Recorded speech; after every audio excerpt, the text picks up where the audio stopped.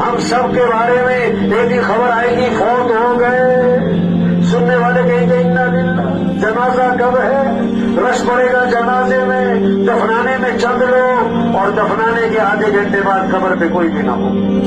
इतना ही मशहूर आदमी हो, मरण दफनाने के आधे घंटे बाद कोई भी नहीं। वो गए सगी माँ को दफना के, वो गए सरदार साहब को दफना के, वो गए एमपीए साहब को दफना के।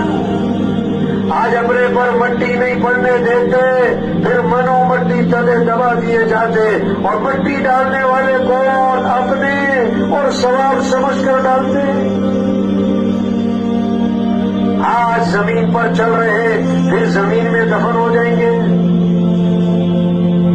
हाँ, 500 की जूती 5000 की, आगे सब नंगे पांव, 5000 का सूट 50,000 का, कफन सबका एक है।